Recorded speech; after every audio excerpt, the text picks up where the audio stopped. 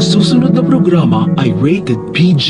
Ito ay nangangailangan ng patnubay at gabay ng magulang para sa mga batang manonood. Laking pagtataka ni Annalyn kung bakit ipinascrub out siya ni Doc Carlos sa operating room dahil may ipapagawa pala sa kanya na special case para matest ang kakayahan niya.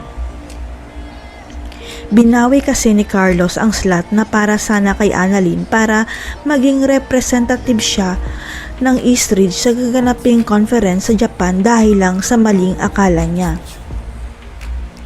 Nalaman kasi ni Carlos na baka lumipat na si Annalyn sa Apex dahil nabawi na ni Doc RJ ang Apex kay Moira kaya dapat lang na bumalik si Annalyn sa ospital ng tatay niya.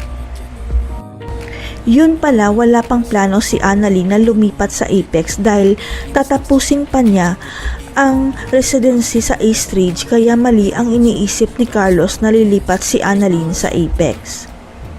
Pero si Carlos nagmamatigas pa rin na huwag ipadala si Annalyn sa Japan dahil sa isip niya baka sabihin ng iba na malakas ang kapit ni Annalyn dahil stepdaughter siya.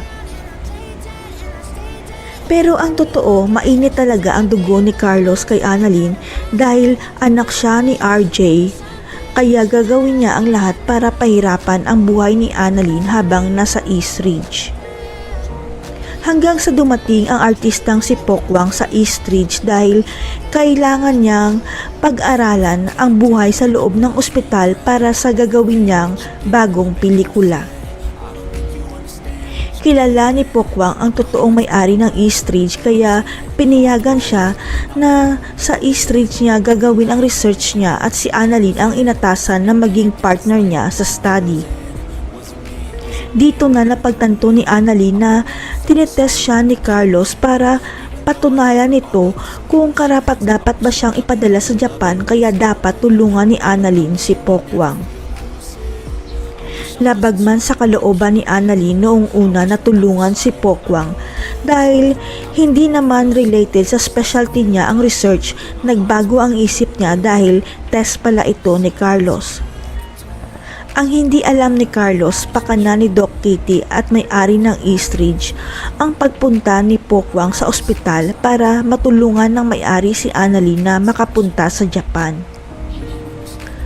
Kaya pala laking gulat ni Carlos na si Pokwang pala ang special case nila dahil wala rin siyang alam na nagsumbong pala si Doc Kitty sa may-ari ng Eastridge na lola ni Annalyn.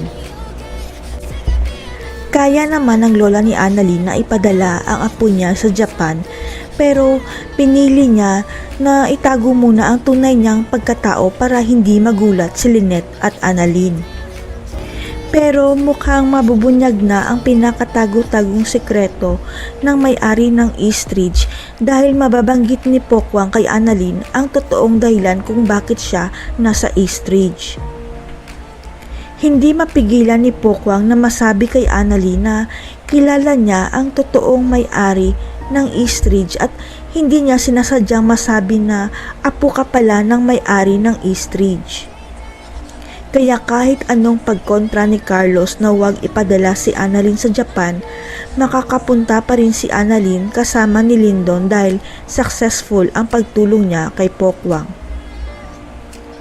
Magpapakilala na kaya kay Annalyn ang totoong may-ari ng Eastridge na lola niya pala. Mag-cruise kaya ang landas ni Annalyn at Zoe sa Japan at mabibisto niya ang krimen nito? Abangan.